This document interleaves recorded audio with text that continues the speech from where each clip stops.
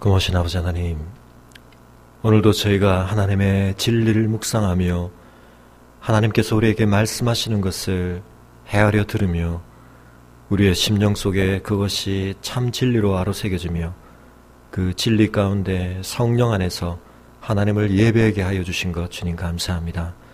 우리의 마음을 주님이 이 시간 주의 은혜와 사랑으로 어루만지시고 채워주시고 회복시켜 주시기를 간구하오며 우리 주 예수 그리스도 이름으로 기도합니다.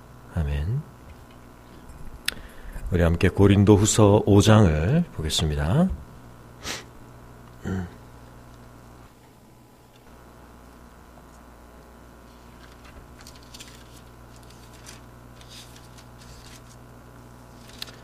고린도후서 5장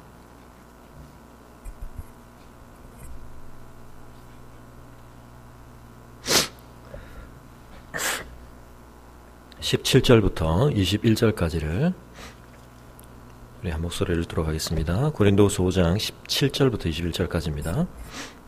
시작. 그런즉 누구든지 그리스도 안에 있으면 새로운 피조물이라. 이전 것은 지나갔으니 보라 새 것이 되었도다. 모든 것이 하나님께로서 났으며 그가 그리스도로 말미암아 우리를 자기와 화목하게 하시고 또 우리에게 화목하게 하는 직분을 주셨으니 곧 하나님께서 그리스도 안에 계시사 세상을 자기와 화목하게 하시며 그들의 죄를 그들에게 돌리지 아니하시고 화목하게 하는 말씀을 우리에게 부탁하셨느니라. 그러므로 우리가 그리스도를 대신하여 사신이 되어 하나님이 우리를 통하여 너희를 권면하시는 것 같이 그리스도를 대신하여 간청하노니 너희는 하나님과 화목하라. 하나님이 죄를 알지도 못하신 이를 우리를 대신하여 죄를 삼으신 것은 우리로 하여금 그 안에서 하나님의 의가 되게 하려 하심이라. 아멘. 한 곳만 더 보겠습니다. 로마서 5장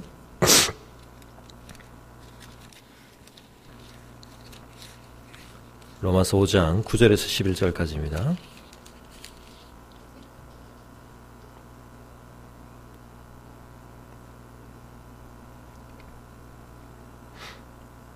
함께했습니다. 로마서 5장 9절에서 11절까지 시작. 그러면 이제 우리가 그의 피로 말미암아 의롭다 하심을 받았으니 더욱 그로 말미암아 진노하심에서 구원을 받을 것이니 곧 우리가 원수되었을 때에 그의 아들의 죽으심으로 말미암아 환원인과 화목하게 되었은즉 화목하게 된 자로서는 더욱 그의 살아나심으로 말미암아 구원을 받을 것이니라. 그뿐 아니라 이제 우리로 화목하게 하신 우리 주 예수 그리스도로 말미암아 하나님 안에서 또한 즐거워하느니라. 아멘. 우리가 그리스도의 십자가 그 성취의 첫 부분인 죄인의 구원의 문제를 함께 생각하는 가운데 오늘 이제 마지막 부분으로서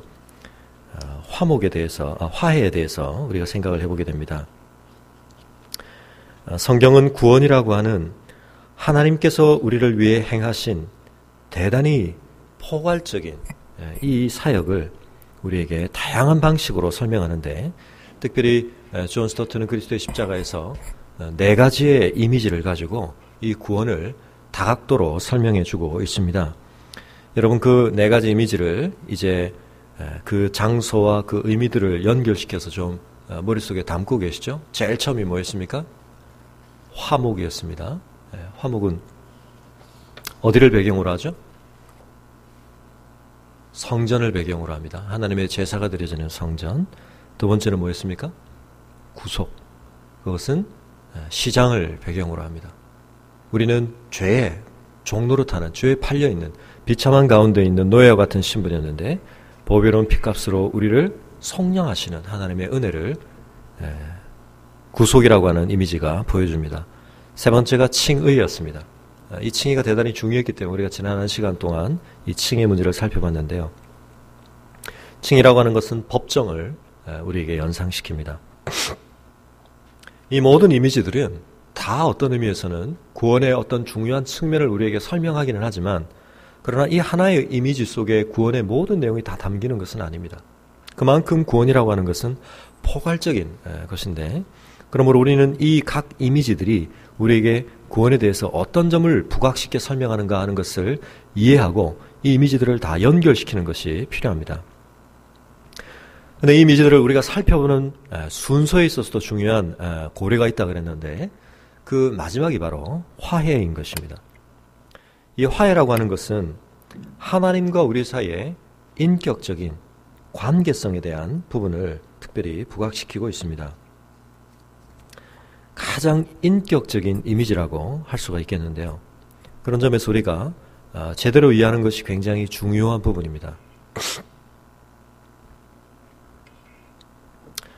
그리스도를 통하여 우리가 의롭게 되었다고 말하는 것은 그리스도의 역사적 죽음을 가리키는 그 반면에 우리가 그리스도 안에서 의롭게 되었다고 말하는 것은 우리가 그리스도 안에서 누리는 그리스도와의 인격적인 관계를 가리킨다. 우리가 칭의에 대한 얘기를 하면서도 이야기를 하기는 했었습니다. 그러나 이제 화해라고 하는 이미지 속에서는 이 측면이 훨씬 더 부각되는 것을 보게 됩니다.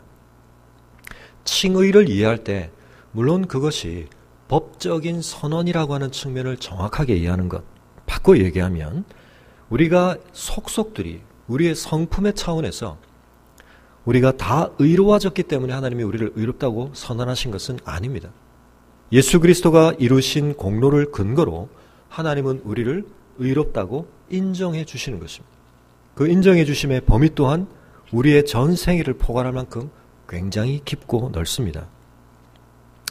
이 점에 있어서 사실은 구원파라고 우리가 부르는 그 무리의 진영에서 강조하고 있는 하나의 그 강조점의 한 측면을 보게 되는데 사실은 어떤 의미에서는 구원파는 이 칭의의 교리를 좀 극단적으로 강조한다고 볼 수도 있겠습니다. 그래서 구원파에서 가르치는 강조점 중에 하나가 물론 이건 지난번에 우리가 살펴본 것처럼 캐톨릭의 강조점과 좀 극단적인 반대의 경우라고 볼 수 있는데요. 캐톨릭은 칭의의 범위를 어디로 봤습니까? 세례시에 받는 칭의의 범위는 그때까지의 범죄에 대한 의롭다는 선포에 불과하고 그 이후에 범하는 범죄에 대해서는 또 다른 회개라고 하는 과정을 거치느냐 거치지 않느냐에 따라서 중요한 의미가 달라진다고 했는데 이 점에 대해서 구원파는 훨씬 더 강력하게 그렇지 않다는 걸 강조합니다. 그러다 보니까 어디까지 강조가 가게 되냐면 회개라는 말 자체가 더 이상 불필요하다. 어떤 의미에서는. 그래서 왜냐하면 예수님께서 십자가에서 돌아가셨을 때 우리가 예수님의 그 은혜를 깨닫고 그것을 고백하는 그 순간의 믿음을 통하여 그때까지 과거 시점에서 현재까지 범한 죄만 칭의의 효력을 받는 것이 아니라 우리가 이 땅 위를 떠나가는 그때까지 미래에 속한 우리의 연약함으로 말미암아 가능성으로 남아있는 우리의 범죄함에 대해서도 예수 그리스도가 십자가에서 달려 죽으실 때 우리에게 덧입혀 주시는 의의 효력과 범위가 그 모든 것을 포괄한다. 그걸 굉장히 강조하는 것입니다. 사실 이건 어떤 의미에서는 칭의를 제대로 강조한 것이라고 볼 수 있습니다. 다만 구원파가 이런 강조를 하는 가운데 이 은혜가 우리에게 적용되어지는 방식에 있어서의 인격적인 측면을 너무나 간과하고 마치 기계적이고 물리적인 방식으로 그리스도의 은혜가 우리의 것이 되는 것처럼 설명하는 데서 이제 문제가 좀 심각해지는 것입니다. 지난 시간에 말씀드렸다시피 이신칭의의 교리의 더 깊은 토대에는 바울의 그리스도와의 연합이라고 하는 중요한 신비가 전제로 깔려 있습니다. 우리의 믿음이라고 하는 것은 그리스도와 우리를 연합시킨다. 그러므로 의의 전가가 이루어지고 우리가 그리스도의 공로로 의롭다 칭함을 받는 일이 일어나는데 그 효과는 분명히 성화와 구별해 이해할 필요가 있을 만큼 법적인 선언이지만 그러나 그것의 토대 속에 그리스도와 우리 사이에 놀라운 관계가 있다는 것을 우리가 기억해야 하는 것입니다. 화해라고 하는 이미지 속에서는 이제 그 그리스도와 우리 또는 하나님과 우리 사이의 인격적인 관계성의 측면을 훨씬 더 부각시켜서 설명하고 있습니다. 구원을 필요로 하는 우리의 문제 상황을 화해라고 하는 이미지는 어떻게 규정하고 있습니까? 하나님과 우리가 불편한 관계에 있다는 것입니다. 마땅히 맺고 있고 누리고 있어야 할 관계에서 우리가 그 충만함을 지금 누리지 못하는 상태, 아니 충만함을 못 누리는 정도가 아니라 그것의 극단적인 반대의 상황을 우리가 경험하고 있다는 것을 이야기하고 있는 것입니다. 화해한다고 하는 것은 무엇이 전제되는 것입니까? 이전에 이미 어떤 관계가 있다는 것을 전제하는 것입니다. 근데 그 관계가 깨어지거나 힘들어지는 상황에 빠졌다는 것을 전제하는 것입니다. 그러므로 화해라고 하는 것은 너무나 아름답고 소중하고 친밀한 연합의 관계를 누렸어야 할 당사자들이 어떠한 이유에서이든 그 관계가 깨트려지고 그 관계가 온전히 누려지지 못하는 상태 가운데 있다가 그것을 다시 회복한다는 것을 의미하는 것입니다. 여러분 혹시 불편한 관계를 경험해 보셨습니까? 우리가 살아가면서 여러 관계를 맺지만 그 관계들이 늘 좋을 수는 없습니다. 그래서 때때로 그 관계들 속에서 우리는 굉장히 힘든 상황들을 경험합니다. 우리가 인생을 살아가면서 어떤 물리적인 어려움을 겪는 것, 또 경제적인 궁핍함을 인하여 우리가 힘들어하는 것, 이것도 참 큰 씨름입니다만 정말 힘든 씨름 중에 힘든 씨름은 관계가 어려워지는 것입니다. 그러나 그 관계 중에서도 그저 어쩌다가 스쳐가던 사람과의 한 번의 관계가 아니라 늘 얼굴을 맞대고 살아야 하는, 서로가 서로에게 결속되어 있는 그런 관계 속에 있는 사람과의 관계 속에서 불편함이 생길 때, 어려움이 발생할 때 우리에게 그것은 참 큰 고통이 되는 것입니다.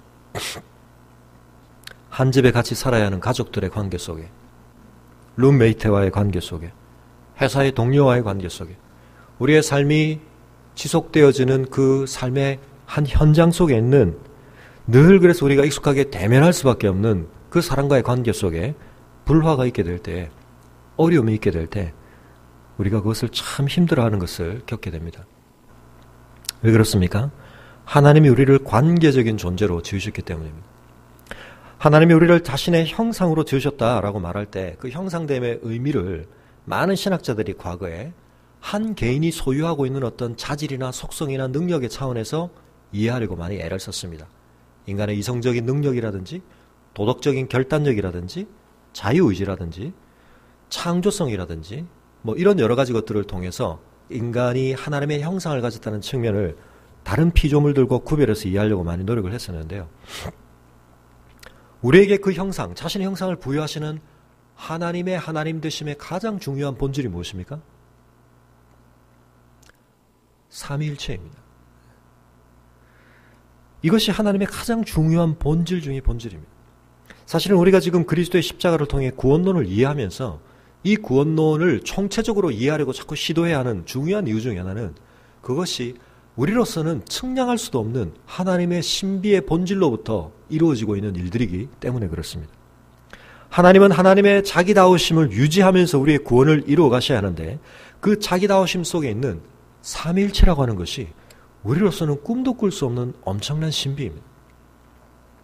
그래서 그 삼위가 서로에게 어떤 관계성 안에서 역사하시는지를 우리가 잘 모르기 때문에 우리가 그 삼위 안에서 이루어지는 놀라운 일, 그리스도가 십자가에 달리셨는데 하나님이 그 그리스도 안에 계심으로 우리의 고난에 함께 동참하신다? 근데 자신이 어떻게 자신을 또 벌하실 수 있나? 우리는 굉장히 여러 가지가 의아할 수 있습니다. 근데 이 모든 것들이 사실은 궁극적으로 삼위일체의 신비로 소급되어 올라가는 것을 보게 됩니다. 그래서 우리는 십자가를 이해하면 이해할수록 하나님이 어떤 분이신지를 우리가 더 많이 이해해야 하는구나라는 걸 깨닫게 되는데 그 하나님이 어떤 분인가의 가장 중요한 본질이 바로 하나님이 삼위일체로 존재하신다는 것입니다. 이런 표현이 좀 어색할 수 있지만 하나님에게 있어서 관계성이라고 하는 것은 본질이다 하는 것입니다. 그러므로 인간이 하나님의 형상으로 지음받았다고 할 때 인간성에 있어서 가장 중요한 본질 중에 하나는 인간이 관계성을 가진 존재, 관계성 속에 거하는 존재여야 한다는 것을 의미하는 것입니다. 물론 그 관계성이 가장 중요한 1차적인 대상은 누구이겠습니까? 우리에게 당신의 형상을 부여하심으로 우리와 자신 사이에, 당신 사이에 관계 맺음을 가능하게 하신 하나님과의 관계입니다. 우리의 형상됨이 갖는 가장 중요한 의미는 우리가 하나님과의 정상적인 관계성 속에 있을 때 우리가 진정한 행복을 누리고 진정한 만족을 누리고 참된 인간성을 구현하게 된다는 것입니다. 그러므로 우리가 사회 계약설이라든지 인간들이 스스로의 생각 속에서 인간들에 대해 설명하고 규정해온 것들의 한계를 넘어설 필요가 있습니다. 사회 계약설에 따르면 관계라고 하는 것은 부차적이고 2차적인 것입니다. 근대 이후로 인간에게 1차적인 것은 원자화된 개인의 주체성, 개인의 자기 결정력, 원자화된 그 개인의 단위가 가장 궁극적인 단위가 됩니다. 그러나 성경은 그렇게 말하지 않습니다. 인간은 근원적으로 관계 속에 존재합니다. 지난주에 말씀드렸다시피 우리가 이 땅 위에 태어나는 방식 자체 속에서 우리는 이미 뭘 경험하게 되어 있습니까? 누군가의 뱃속에 있는 경험, 누군가와 연결되어져 있는 경험, 누군가 속에 용납받은 경험, 누군가를 통해 보호받는 경험, 누군가와 완전한 일체됨을 누리는 경험. 우리가 자연적인 출생의 과정을 통해서 이 모든 것들을 경험하며 생명을 얻게 되어 있습니다. 그리고 그렇게 태어나서 탯줄을 끊고 나오지만 우리는 철저하게 그 관계 속에 의존하여 많은 영향을 받도록 성장 과정을 거치게 되는 것입니다. 이 화해라고 하는 이미지를 우리가 구원과 연관시킬 때 가장 먼저 기억해야 할 것은 구원받았다는 말을 우리의 관계성의 차원에서 검토할 수 있어야 한다는 것입니다.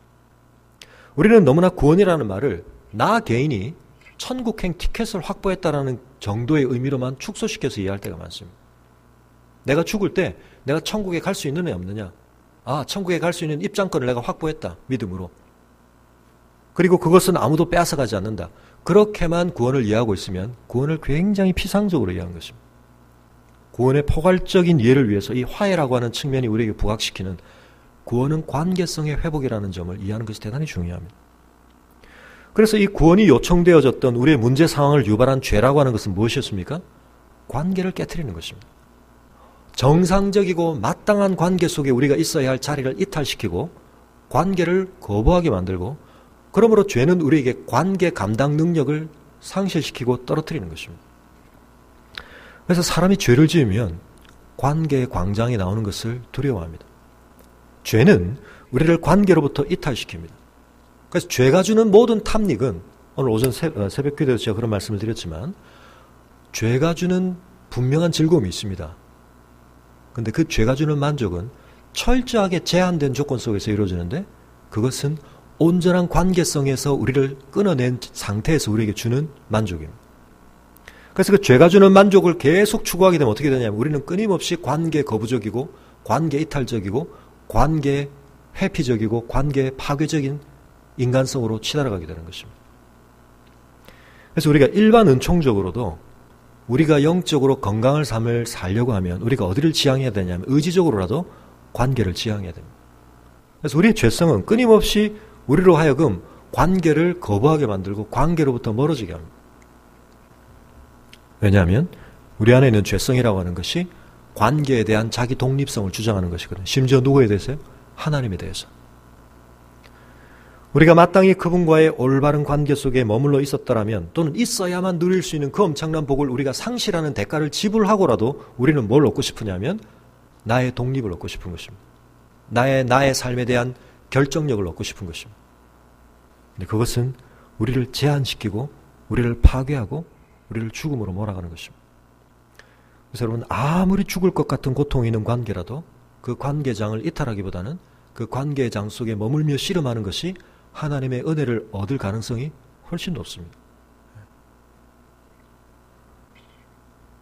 하나님께서 구원을 통해서 우리에게 허락하시는 놀라운 은혜는 관계의 화해를 경험하게 하시는 것입니다. 우리가 하나님과 너무 껄끄러운 관계에 있었습니다.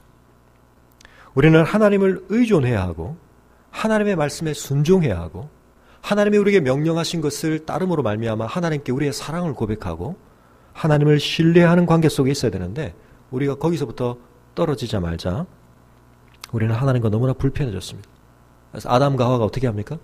하나님의 낯을 피합니다. 하나님과 얼굴을 대면하기를 싫어합니다. 그래서 여러분 죄를 많이 지면 말이죠. 뭐가 두려운가 하면 사람의 얼굴을 마주 대하는 것이 힘들어집니다. 눈과 눈을 마주치는 것이 힘들어집니다. 왜 그렇습니까? 우리에게 어느 정도 하나님의 형상이 남아있기 때문에 우리가 누군가의 눈빛을 마주 대한다는 인격적 관계성의 이 레이저를 우리가 감당하지 못합니다. 아담이 숨는 거죠. 하나님의 낯을 피하는 것입니다. 그래서 여러분 우리가 관계의 이 어려움에도 불구하고 우리 안의 죄성이 이 관계를 끔찍하게 사실은 싫어하고 우리 안에 각자 죄성을 가지고 있기 때문에 자기 중심성을 가지고 있기 때문에 우리가 관계의 장에서 아무리 좋은 관계가 될 여건을 가지고 만나더라도 반드시 함께 오랜 시간을 지내다 보면 무슨 일이 발생합니까? 어려움이 발생합니다. 고통이 발생합니다.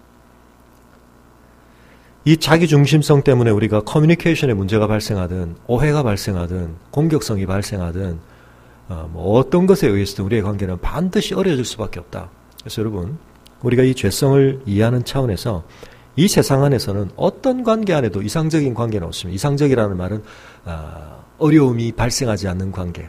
저 사람과 나는 너무 찰떡궁합이기 때문에, 천생연분이기 때문에 우리는 너무 서로를 좋아하기 때문에 아무 어려움이 없을 것이다. 결코 그런 일은 일어나지 않습니다. 우리는 반드시 아무리 성인군자 같은 두 사람이 만나도 말이죠. 반드시 어려움이 발생할 수 있습니다. 그걸 예상해야 됩니다. 그러나 그렇다고 해서 관계를 쉽게 포기하거나 모든 관계는 결국은 실망을 주고 우리의 기대를 만족시키지 못하기 때문에 관계에 대한 소망을 끊자. 이렇게 되면 어떻게 된다고요? 이건 하나님이 우리에게 허락하신 인간성 자체에 대해서 우리가 가장 궁극적으로 곁길로 가는 것입니다. 그래서 여러분, 우리는 뭘 기대해야 합니까? 우리의 관계 속에 풍성한 샬롬을 기대해야 됩니다. 여러분이 하나님의 진정한 구원을 경험했다는 것이 나타나야 할 분명한 표지, 그 시금석은 여러분이 관계를 감당하는 능력이 높아지는 것입니다. 관계 회복 탄성력이 높아지는 것입니다. 우리가 아까 읽었던 고린도서 5장 17절에서 뭐라고 말씀하십니까? 그리스도 안에 있으면 우리가 어떻게 된다고요? 새 피조물이 된다는 것입니다. 그런데 우리가 새 피조물 되었다는 것을 확인하는 가장 중요한 그리고 가장 핵심적인 것은 우리의 관계가 끊임없이 새로워져야 됩니다. 내가 하나님의 은혜로 새 피조물 되었다는 결과는 내 피부가 더 윤기 있어지고 뭐 이런 게 아니죠. 물론 그럴 수도 있습니다. 우리가 영적인 유익과 기쁨이 우리의 호르몬 속에서 엔돌핀을 많이 분비시키면 그럴 수도 있겠죠. 근데 훨씬 더 중요한 것은 내가 맺고 있는 관계들이 새로워져야 됩니다. 관계 속에서 내가 작용하는 방식이 새로워져야 됩니다. 관계 속에서 내 역할이 새로워져야 됩니다. 관계 속에서의 내 영향력의 면모가 새로워져야 됩니다. 여러분, 그런 것들을 경험하고 계십니까? 하나님과 저 사이에는 너무 깊은 은혜의 회복이 있었는데 그 안에서는 너무 친밀하고 놀라운 하나님의 구원을 내가 경험했는데 저의 다른 관계에는 전혀 변화가 없습니다. 글쎄, 질문을 던져봐야 한다는 거죠. 눈에 보이지 않는 바 하나님을 사랑한다고 말하면서 그 하나님과의 사랑의 관계를 누린다고 말하면서 눈에 보이는 바 형제하고 불화하고 있는 것에 대해서 요한일서는 글쎄라고 말합니다. 혹 우리가 우리 자신을 속이고 있는 게 아닌가 생각해 보라는 것입니다. 그래서 저는 끊임없이 이렇게 말씀드립니다만 영성은 관계성입니다. 영이신 하나님과 더불어 우리가 맺는 관계성을 영성이라고 하는 겁니다. 영성은 무슨 우리 스스로가 가지고 있는 어떤 비물질적인 어떤 뭔가의 파워가 아니고 영이신 하나님과 더불어 우리가 맺을 수 있는 관계성으로서 우리가 영적인 존재인데 영이신 하나님과 우리가 온전한 관계를 회복하면 회복할수록 우리 안에서 놀라운 관계성의 변화들이 나타나게 되는 것입니다.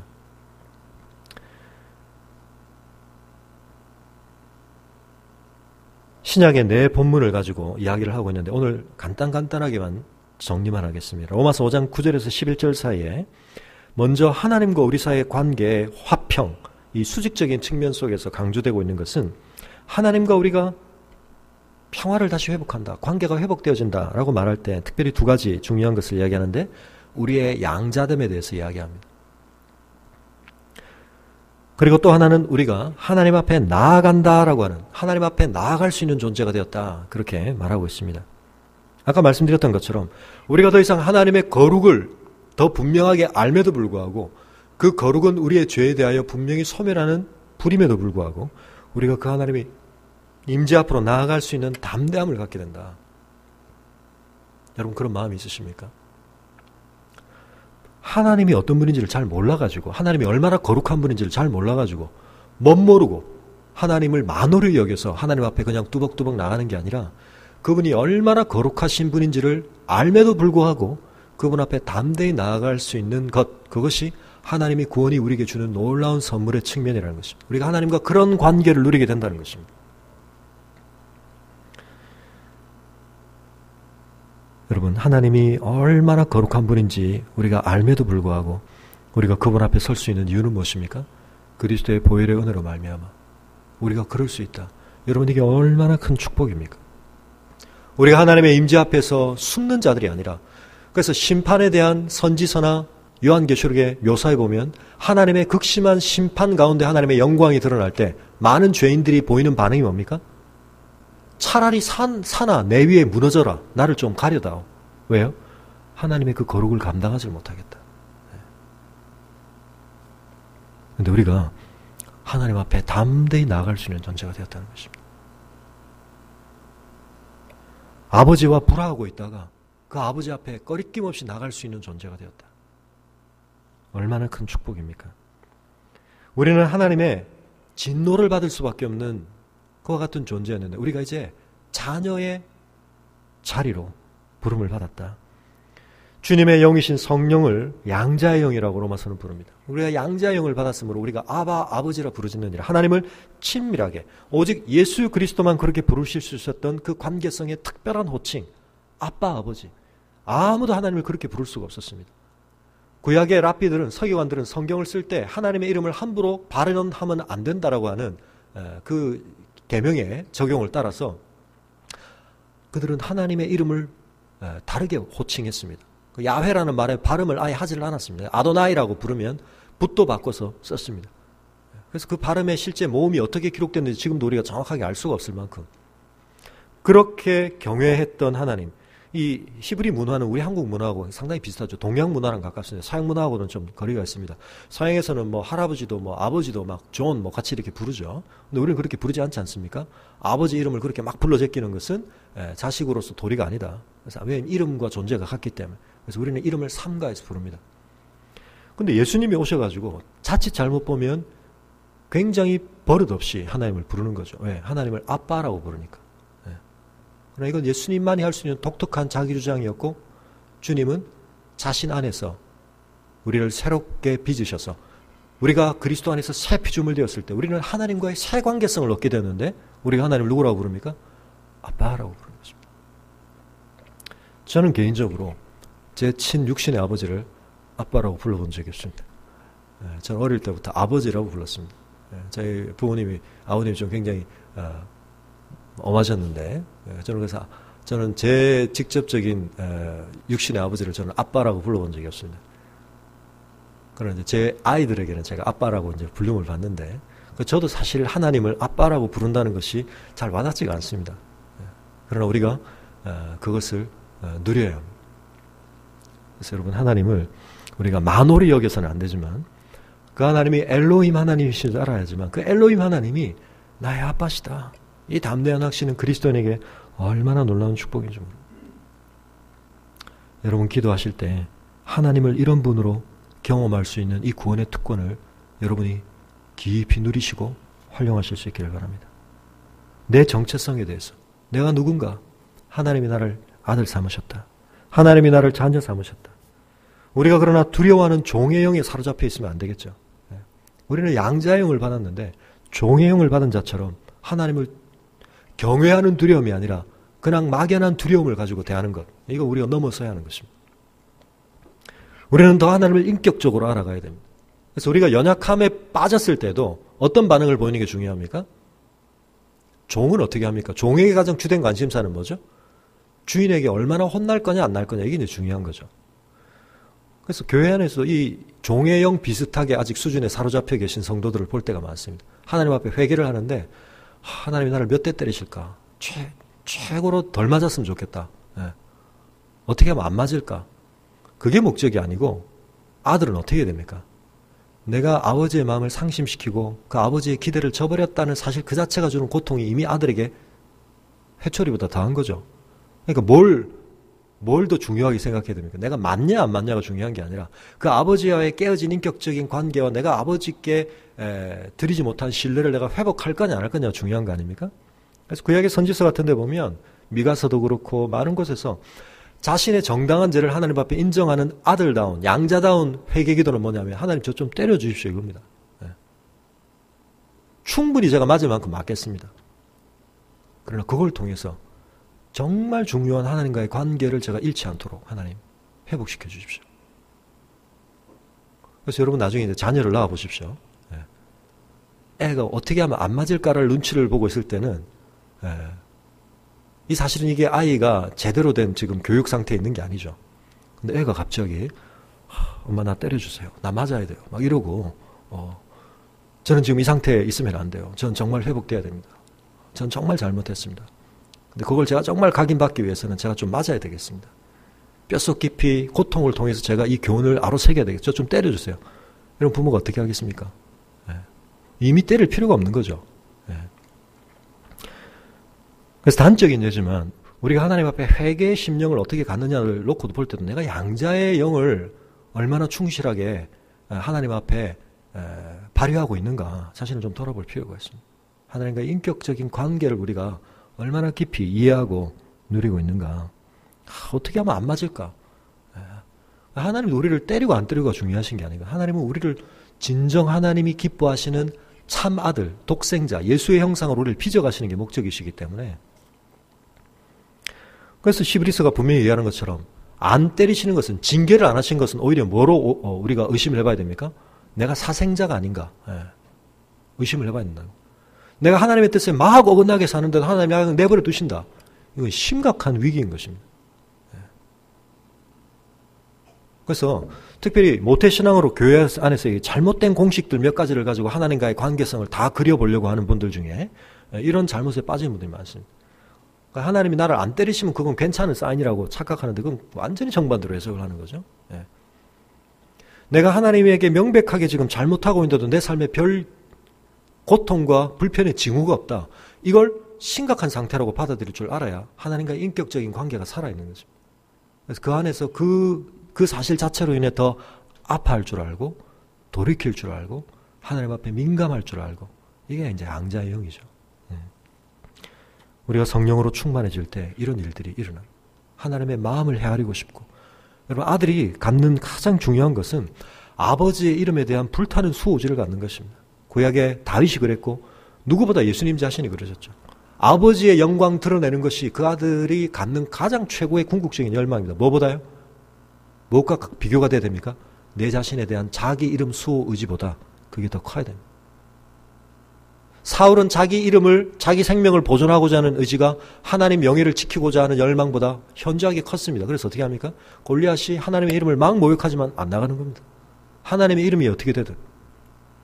근데 다윗은 어떻게 했습니까? 견딜 수가 없는 거죠. 저 할례 받지 않는 백성이 어떻게 만군의 여호와 이름을 저렇게 모욕할 수가 있나? 내가 참을 수가 없다. 안 참으면 어떻게 할 겁니까? 나가면 죽죠. 자기 어떻게 싸울 겁니까? 근데 어떤 결단을 하는 거죠? 내 생존 보호 본능, 내 이름을 지탱하고자 하는 내 이 가장 원초적인 죄성의 욕구보다 자기 중심성보다 뭐가 압도적입니까? 하나님의 이름이 존귀 여김을 받아야 된다. 그게 누구보다 가장 강렬했던 분이 누구십니까? 예수님이십니다. 그 뜻이 이루어지고 그 영광이 드러나기 위해서 요청된다면 내 생명을 내어놓겠습니다. 이거죠. 그래서 우리에게 이 양자의 영이 충만할 때 이런 일들이 일어나게 되는 것입니다.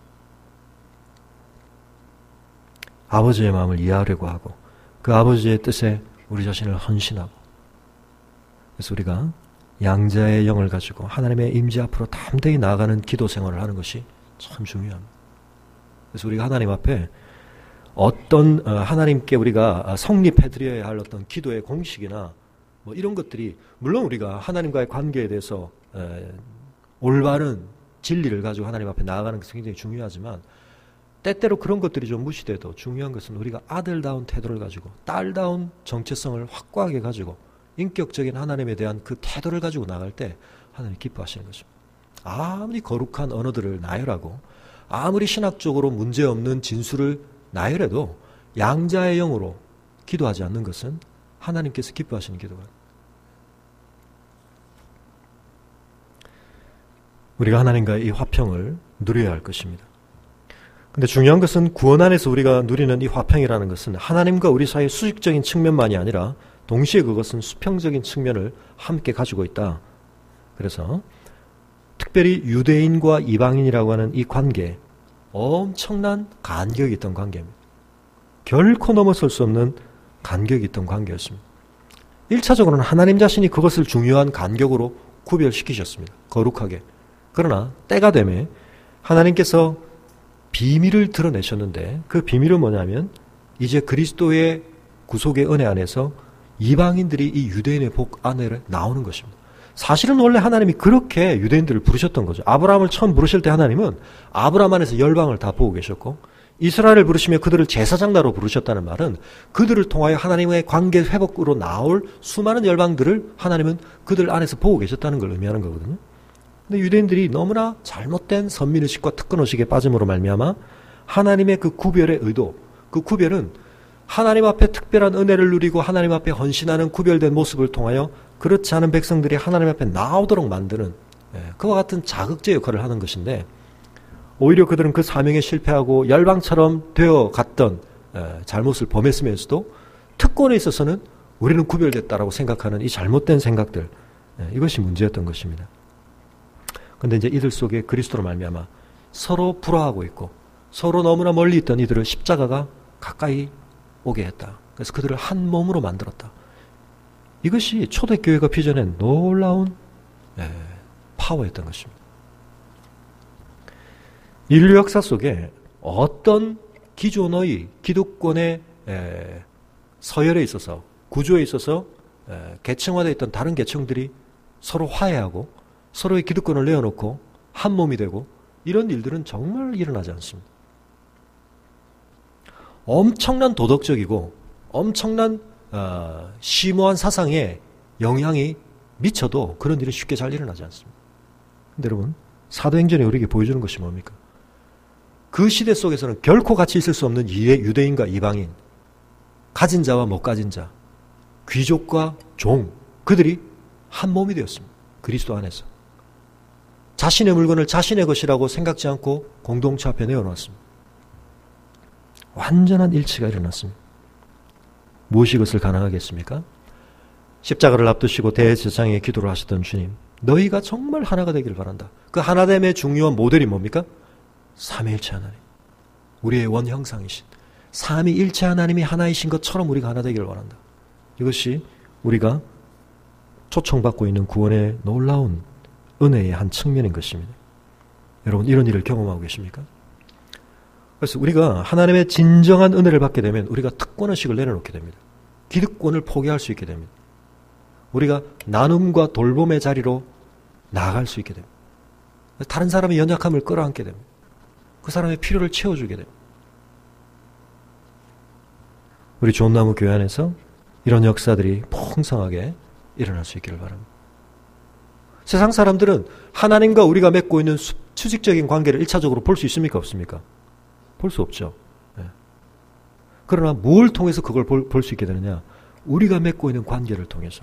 그래서 예수님이 뭐라고 말씀하십니까? 너희가 서로 사랑하면 너희가 내 제자가 되는데 하나님이 나를 너희 가운데 보낸 줄을 세상이 알게 될 것이다. 성도의 온전한 형제애적인 연합의 하나됨은 선교적인 메시지를 가진다는 것입니다. 왜요? 하나님의 아들이 이 땅에 오셔서 진정한 화해를 이뤄내신 복음의 능력이 아니고는 인간성 안에서, 죄성을 가진 인간성 안에서 그런 화해는 일어나지 않기 때문에, 그런 하나됨은 불가능하기 때문에, 가끔 추구하는 어떤 이익과 관심의 일치를 따라 우리가 그런 연합을 이루는 듯 하지만 그것들은 언제든지 분열되고 깨어집니다. 완전한 하나됨.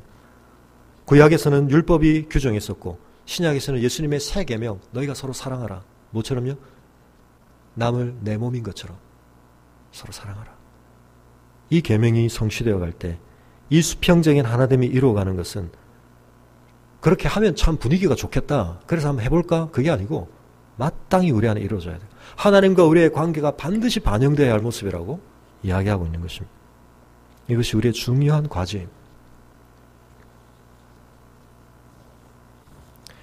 세 번째로 우주적인 측면으로까지 이 화해의 이미지는 확대되고 있습니다. 그래서 몇 가지로 생각을 할 수 있는데, 어떤 의미에서는 이 죄로 말미암는 이 피조세계 전체가 왜곡된 관계성, 어떤 물리적인 차원을 포함한 이 왜곡된 질서를 통하여 이 상태가 하나님이 기뻐하시는 온전한 상태가 아니라는 것을 보여주는 징계 상태에 있었는데 이것이 회복되기를 원한다. 그렇게 볼 수도 있지만 조금 더 다른 측면으로 보면 이 세계를 뒤틀리게 만들고 있는 우주적인 권세들, 흑암의 권세들, 이것을 하나님이 무장해제시키심으로 십자가로 말미암아 그들을 굴복시키심으로 이 세계 안에 하나님의 참된 통치권이 회복되어지고 우주적인 측면에 있어서 온전한 화해가 하나님의 뜻을 거스리는 세력들의 그런 불순한 반역이 완벽하게 진압됨으로 말미암아 진정한 샬롬의 상태, 평화의 상태, 다윗대로 말하면 그 대적들이 완전히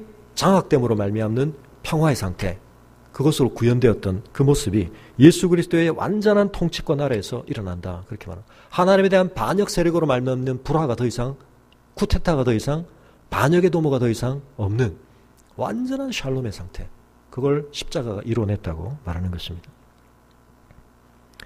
그래서 여러분, 우리는 이런 구원의 은혜를 누리고 있고 기대하고 있고 그것을 위해 씨름하고 있는 사람들입니다.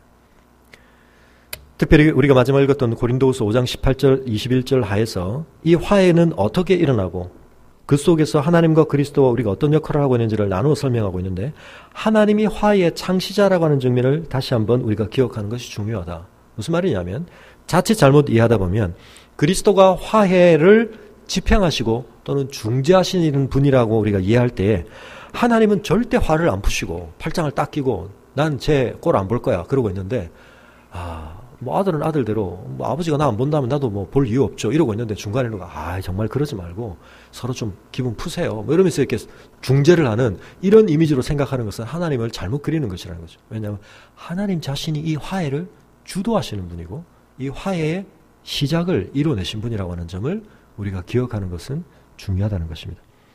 우리가 이 이미지들을 이해할 때 삼위일체 하나님의 온전하신 연합을 깨트리는 방식으로 어떤 이해를 우리가 하는 것은 주의해야 할 것이다. 그러나 그 화해가 실제적으로 발효될 수 있도록 중요한 화해를 집행하신 분은 그리스도시다. 그런데 우리가 마지막 기억할 것은 놀랍게도 그런데 하나님이 창시자가 되시고 그리스도가 집행자가 되신 이 화해의 사역에 대해서 우리가 지금 어떤 위치에 있느냐, 우리가 그 화해를 끊임없이 확산시키는 대사와 같은 역할, 사신과 같은 역할을 하도록 지금 부름받고 있다는 것입니다. 그래서 우리는 하나님과의 온전한 화해를 누려야 합니다. 그리고 그것은 그리스도의 몸을 이룬 교회 안에서 일단 강력하게 경험되고 시위되어야 합니다.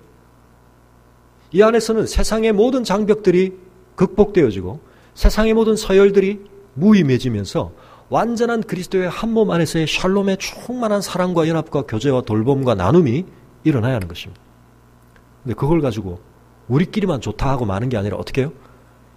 여전히 하나님과 불화하고 있는 세상, 아니 하나님에 대한 적대적인 반역의 세력하에 굴복하고 있는 이 세상, 그리고 서로 간의 그 화해 없음으로 말미암는 죄의 고통에 어그러진 관계성 속에서 신음하는 세상 사람들에게 우리는 어떻게 해요?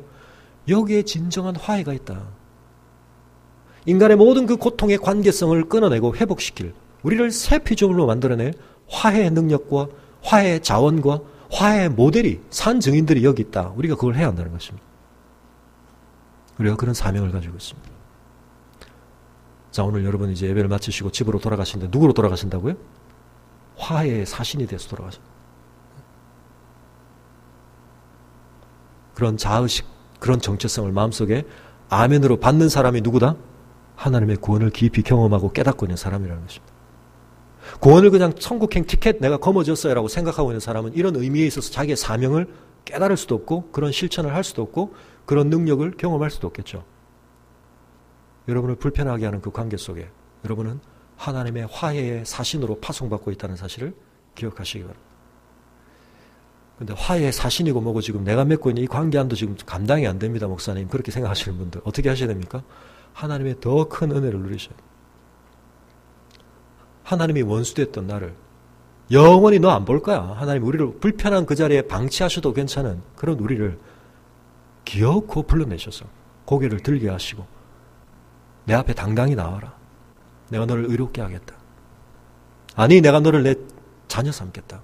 인정해 주시는 그 은혜를 우리가 누렸을 때 그것이 우리를 충만하게 채우면 말이죠. 어떻게 됩니까? 그것이 우리의 관계 속에 나타납니다. 사마리아 여인이 이스라엘 안에서 가장 왕따된 지역, 사마리아 지역 안에서도 가장 왕따된 여인. 그래서 사람들의 낯을 피해가지고 아무도 물길로 오지 않는 12시에 물길로 갔던 그 여인이 사람들하고 관계를 맺는 것 자체가 너무나 고통스러운, 그 관계 광장에 자기를 드러낸다는 것 자체가 너무나 묻어버리고 싶은 자기의 과거를 들춰내야 하고 사람들의 시선을 의식해야 하는 그 고통을 직면하기 싫어서 그렇게 고립된 삶을 살던 그 여인. 근데 예수님이 만나시고 그에게 메시아됨을 나타내시고 그에게 영적인 생수를 주셨을 때 그 경험을 통해서 여인이 일어나는 변화가 어떻게 나타납니까? 물동이를 버려두고 사람들이 그걸 뛰어가. 화해의 사신이 되어서 이리 와보라. 내가 메시아를 만났다. 그래서 그 마을에서 가장 재수 없던 여인, 가장 불필요하던 여인, 가장 사람들이 만나고 싶지 않던 그 여인이 매개가 되어서 화해의 사신이 되어서 사마리아 전체가 예수님을 만나는 역사를 그들이 경험하게 됩니다. 아니 저 여자가 저럴 일이 없는데 왜 저러지? 저 말에 분명한 뭔가가 있다. 그러지 않고는 저 여자가 변화된 적을 설명할 길이 없다. 우리의 새 피조물됨이 그렇게 나타나는 됩니다. 그래서 여러분 관계성을 변화시킨다는 것도 엄청난 위력이 필요한 것입니다. 청년들이 수련회 가가지고 은혜를 막 받습니다. 그럼 막 결단도 합니다. 근데 딱 돌아가가지고 친구들 한번 딱 만나고 나면 무력해서 돌아옵니다. 왜요? 관계라고 하는 것은 그들의 시선과 인정 속에 이미 규정되어 있는 내 형태가 있거든요. 내가 할 역할이 딱 있습니다. 야, 너 갑자기 왜 그래? 이 한마디 그냥 쑥 들어가 버리죠. 야, 너답지 않다. 뭐 이런 말 한마디 들으면 우리가 거기 끼워 맞추게 되는 것입니다. 관계 안에서 그 시스템 안에서 이미 내가 작용하고 있고 내가 자리매김되어 있던 그 블록의 모습을 우리가 여지없이 둘러쓰게 되는 것입니다. 그런데 진정한 변화가 내 안에 있으면 어떻게 됩니까? 관계를 변화시키는, 관계는 하나의 압력입니다. 그런 점에서. 근데 그 압력을 넘어서서 그 관계 구조를 변화시킨다. 이건 엄청난 위력입니다. 그 여인 속에 예수님을 만났던 감격의 파워가 얼마나 흘러넘쳤던지, 지금껏 자기가 그 사람들하고 어떤 관계를 맺었는지에 대해서 전혀 고려하지 않은 채 그 사람들을 대할 수 있게 된 것. 그래서 여러분, 하나님과의 관계에서 누리는 그 은혜의 생생함이 내가 지금 맺고 있는 그 관계에서 어떻게 나타나고 있는가, 우리가 자신을 점검하고 우리가 그 하나님과의 관계를 경험하되, 교회가 그래서 참 중요합니다. 교회 안에서 그것을 우리가 함께 나누는 성도의 교제를 아름답게 누리는 것은 너무나 중요한 격려와 응원이 되는 것입니다. 거기서 새 힘을 다시 우리가 공급받는 것입니다. 그리고 세상에 가서 우리가 화해의 사신으로 사는 것입니다. 무릇 인간으로 산다는 건 이런 관계성을 누리며 살아야 하는 것이지 않겠습니까? 라고 우리가 말은 하지 않지만 보여주는 거죠. 어떻게 저렇게 살 수 있지? 우리의 힘으로 사는 게 아니라, 여러분, 외교관은 뭡니까? 나라가 그 사람의 정체성을 보장해 주기 때문에 면책 특권까지 받으면서 나라가 공급하는 돈 가지고 나라의 이미지 때문에 활동을 하는 거죠. 마찬가지로 하나님이 우리를 그렇게 보내고 계십니다. 그래서 오늘도 우리가 구원의 놀라운 은혜를 깨닫고 우리의 삶 속에 깊이 적용을 해야 되는데, 오늘은 우리가 화해라는 측면을 바라봤습니다. 나는 과연 하나님과 깊이 화해하고 있는가? 양자의 영을 나는 정말 깊이 충만하게 누리고 있는가? 하나님 앞에 담대하게 나아가고 있는가? 하나님과의 관계에 아무런 꺼리낌 없이 그 인격적인 밝은 빛 가운데 내가 가고 있는가? 그것이 나에게 참 큰 기쁨이 되고 있는가? 하나님의 얼굴을 피하지 아니하고 그 하나님의 얼굴을 간절하게 찾는 영혼의 갈망이 내 안에 있는가? 교회 안에서 성도들 간에 우리가 그런 한몸됨을 위해 애쓰고 있는가? 그리고 우리가 이 세상 가운데서 화해의 사신으로 나 자신을 드리고 있는가? 우리가 그런 우리의 모습을 한번 생각해 보면서 우리가 오늘도 다시 한번 그리스도의 십자가로 나아가서 이 구원의 큰 은혜를 우리의 삶 속에 다시 한번 품고 하나님의 은혜를 덧입으시는 그런 시간이 되시기를 바랍니다. 우리 잠시 같이 기도하겠습니다. 하나님, 우리가 하나님과의 관계에서의 충만한 샬롬을 누리게 하시고 우리 교회 안에서 주님의 한 몸됨 안에서 삼위일체에 연합된 하나님의 그 아름다운 샬롬의 충만한 온전한 친밀한 연합의 관계성을 우리가 경험하게 하시고 우리가 그 힘을 가지고 이 세상 가운데 깨어진 관계 속에 신음하며 죄성에서 벗어나지 못한 채 어그러진 인간성을 가지고 살아가는 사람들에게 하나님과의 화해를 우리가 이뤄내는 그런 사신으로 우리를 보내주시옵소서. 우리 지금 같이 기도하겠습니다.